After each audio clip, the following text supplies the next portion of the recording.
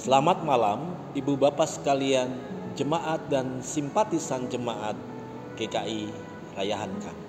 Shalom. Kita berjumpa kembali dalam acara malam doa Pentakosta di rumah kita masing-masing bersama keluarga terkasih. Malam ini adalah malam yang keempat dan tema kita malam hari ini adalah belajar dari Sang Penghibur. Nah, sebelum merenungkan firman Tuhan, mari kita bersatu dalam doa.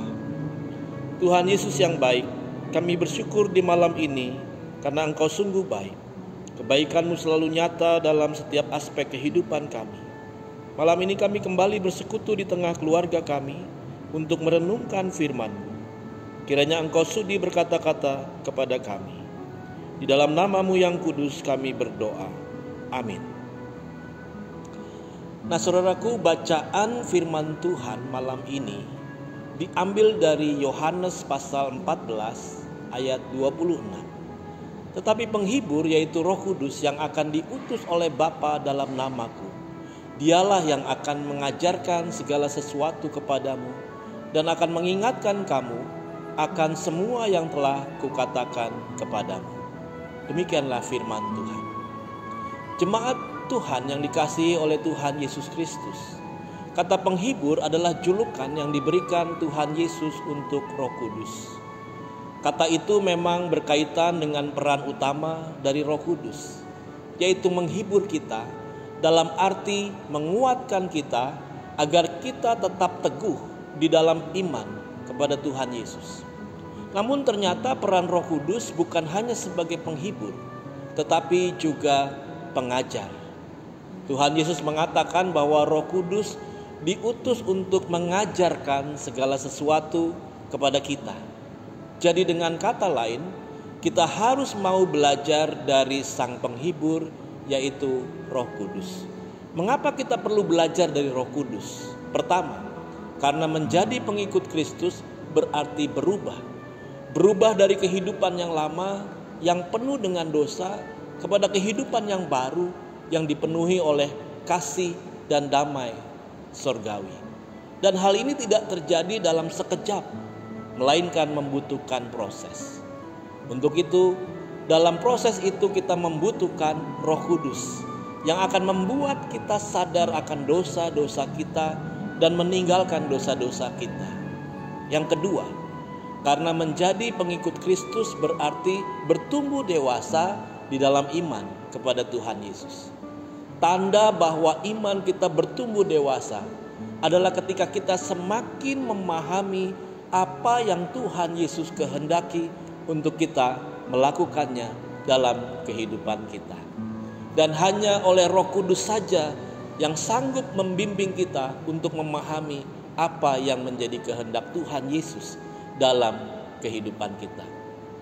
Akan tetapi banyak orang Kristen sebenarnya memahami apa yang menjadi kehendak Tuhan Yesus dalam kehidupannya, tetapi belum tentu sanggup melakukannya dalam kehidupannya.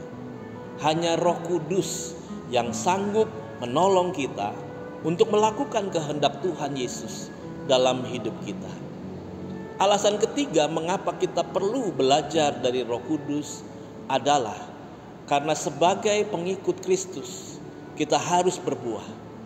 Tanda bahwa seseorang adalah pengikut Kristus sejati adalah dari buahnya.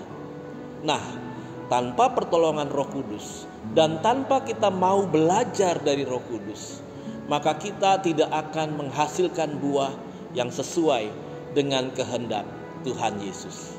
Contoh sederhana misalnya adalah sabar. Sabar adalah salah satu buah dari Roh Kudus.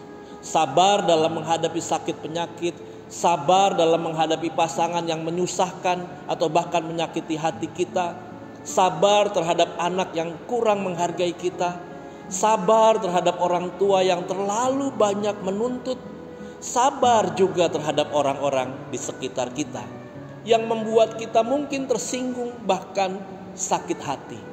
Sabar juga dalam menghadapi kesulitan ekonomi dan sabar-sabar yang lainnya lagi. Nah, tanpa Roh Kudus kita tidak akan sabar menghadapi semua yang mengganggu hati dan pikiran kita. Ibu bapa yang saya kasihi di dalam Tuhan Yesus, marilah terus kita belajar dari Roh Kudus, karena melaluinya kita dapat memenuhi panggilan Tuhan dalam hidup kita. Marilah terus kita memberi diri kita dibentuk oleh Roh Kudus, Sang Penghibur, yang mengajarkan kepada kita segala hal yang dikehendaki oleh Tuhan Yesus. Amin. Mari kita berdoa. Terima kasih Tuhan Yesus yang memberikan kepada kami Roh Kudus, yang bukan hanya menghibur dan menolong kami di saat-saat kami mengalami kesulitan, tetapi juga yang mengajarkan kepada kami segala hal yang boleh menyenangkan hati Tuhan. Oleh karena itu Tuhan, kami mau berdoa pada saat ini. Ajar kami Tuhan, untuk kami mengetahui apa yang menjadi kehendak dan rencana Tuhan dalam kehidupan kami.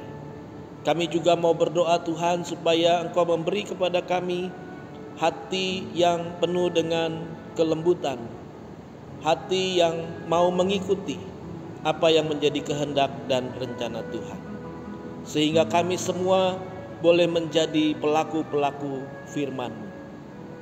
Kami bersyukur bersama-sama dengan keluarga kami pada malam doa menjelang Pentakosta ini, sebab kami semakin boleh menghayati kesatuan di tengah-tengah keluarga kami, sehingga kami terus boleh saling melayani, saling belajar satu dengan yang lain, dan Roh Kudus memampukan kami untuk kami terus mau belajar kepada firman-Mu, untuk kami terus boleh mendalami kebenaran firman-Mu, dan Roh Kudus juga yang memampukan kami untuk kami boleh menjadi pelaku-pelaku firman-Mu.